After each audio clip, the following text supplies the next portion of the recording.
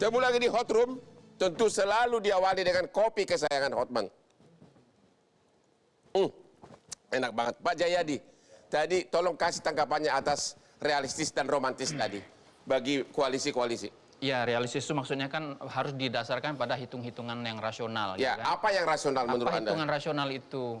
Yang paling maksimal partai itu, satu punya calon presiden, dua suaranya di pemilu legislatif tinggi kan gitu. Ya. Kalau tidak dapat dua-duanya, ya bisa diturunkan ininya, komprominya. Ya. Misalnya, okelah cuma dapat wakil presiden, tapi suara partai tetap tinggi. Atau kalau nggak bisa yang capres-cawapres, maka tugas utama partai adalah tetap hidup untuk pemilu berikutnya kan. Ya. Jadi tugas utamanya adalah memastikan agar partainya bisa tetap punya suara yang tinggi di dalam pemilu legislatif. Nah, suara yang tinggi di dalam pemilu legislatif itu antara lain bisa diperoleh satu, kalau memiliki calon presiden dan calon wakil presiden. Ya. Tapi kan bisa juga dipikirkan cara lain. Ya, misalnya lebih fokus di strategi pemilu legislatifnya, tidak fokus di strategi pemilu presidennya. Yeah. Karena itu seperti kata Bang Ferry tadi, sebetulnya kita masih punya waktu untuk melihat kemungkinan adanya perubahan-perubahan. Kalau sampai terjadi surprise, Prabowo bergabung dengan Anies, mungkin nggak? Dari segi hitung-hitungan realistis, tampaknya menurut saya kurang realistis kalau Kenapa? Prabowo bergabung dengan Anies. Kenapa? Realistis karena tidak cocok itu atau apa? akan membuat pendukung Jokowi menjadi bersatu kembali. Itu berarti mengulangi pemilu 2019. Baik Prabowo maupun Anies nggak menang dua-duanya. Saya begitu. Sedikit. Ya. Saya kira kalau pendukung Pak Jokowi, kalau misalnya Anies sama Prabowo bergabung, pendukung Jokowi akan kembali ke Jokowi belum tentu. Kenapa? Dia tidak ke Jokowi, ke calon yang ke calon yang didukung misalnya Jokowi. Ganjar Ya. atau Kenapa itu, gitu? ya. Karena 5 tahun terakhir ini, tentu hitungannya sampai 2004 ya, banyak sekali keputusan-keputusan Pak Jokowi yang dianggap melukai para pendukungnya yang sebelumnya. Oleh karena itu, khususnya mungkin di kelompok-kelompok pemilih berdasarkan hak asasi manusia, berdasarkan isu demokrasi gitu, itu boleh jadi nggak akan ke calon yang didukung oleh Pak Kalau kita Pak lihat Jokowi data lagi, gitu. Bang Hotman, data survei, pemilih Jokowi yang ke Ganjar saat ini, itu memang masih di 50% lebih. Ya. Ada kecenderungan, Ya. kalau harus milih antara Anies Prabowo, pendukung Jokowi cenderung lebih ke Prabowo sedikit saat ini. Ya. Tapi kita lihat nanti perkembangan, Tapi kan belum tentu. yang tidak mendukung Jokowi atau keputusan Jokowi Kalau tadi yang tidak menyenangkan bagi pihak tertentu akan memilih Anies ya? Itu belum tentu, Bang. Bisa belum tentu. kemungkinan. Belum tentu. Jadi kalau misalnya kenaikan Anies Baswedan yang sekarang ya, di luar tentu saja mendapat limpahan suara dari pendukungnya Pak Prabowo, saya kira adalah barisan orang ini, barisan yang pegiat-pegiat hak asasi manusia, Ya. demokratisasi, intelektualisme, kebebasan berpendapat, macam-macam. Ini orang-orang yang sedang cari figur baru Ya. di luar figur Pak Jokowi. Ya. Pak Jokowi dalam pengertian nanti siapa yang didukung oleh beliau gitu. Ya. Ya, saya setuju Makanya itu. salah satu kerugian dari tokoh yang akan didukung oleh Pak Jokowi itu kesulitan besar akan menghimpun suara dari kelompok-kelompok ini. Gitu.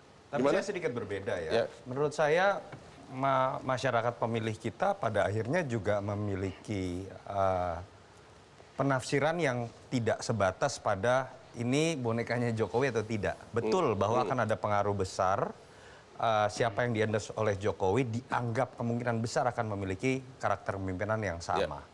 Tetapi di situ kan juga ada personal branding yang berdiri sendiri. Misalnya dari sosok Ganjar Ibu Khofifah atau Prabowo dengan track record yang berbeda-beda masing-masing. Saya tetap melihat ada variabel itu yang akan menentukan walaupun tetap kita harus melihat 2024 tidak bisa lari dari residu pertarungan dua pemilu sebelum. Ada kecenderungan orang melihat ingin berlanjut dan disertai percepatan atau perubahan seperti yang digaungkan oleh teman-teman Nasdem, PKS dan Demokrat. Pak Ferry, Gerindra, banyak orang mengatakan, maaf ya, kepala Bapak di Gerindra, tapi hatimu di Anies. Ini. Ya, jadi itu benar nggak? Dan yang kedua, apakah tidak mungkin kalau sampai Prabowo dan Anies bergabung, apakah itu benar bakal pasti menang? Enggak. Yang pertama sebagai Wakil Ketua Umum Gerindra, kader Gerindra, kita tegak lurus pasti mencalonkan Ya tegak lurus, Prabowo tapi hatinya di Subianto. sebelah sana, benar nggak itu? Bukan, kalau Pak Anies teman itu kan nggak bisa dihilangkan juga. Cuma begini, kalau Partai Gerindra mencalonkan Pak Prabowo Subianto, karena memang itu otoritasnya partai berdasarkan yang tadi saya sampaikan, hasil surveinya. Akhirnya Partai Gerindra sudah memutuskan mendukung Pak Prabowo Subianto sebagai capres dengan berkoalisi dengan Partai Kebangkitan Bangsa sementara ini. Tapi secara kepribadian, Anda merasa nggak sepertinya cocok Prabowo bergabung dengan Anies? Kalau Pak Prabowo Subianto sebenarnya dengan Pak Anies dulu kita Partai Gerindra dukung. Ya. Cuma Pak Prabowo adalah sosok orang yang punya keunikan kebesaran hati yang luar biasa Pak Hotman. Jadi dulu dukung juga Pak Basuki Cahayapurnama. Pak Basuki Cahayapurnama Gerindra, keluar dari Gerindra, Pak Prabowo santai aja kok. Dengan Pak Jokowi waktu 2019, Pak Jokowi pernah didukung oleh Pak Prabowo dengan Partai Gerindra di Pilkada Jakarta, tapi kemudian ikut berkontestasi di 2014-2019, it's okay juga, nggak apa-apa.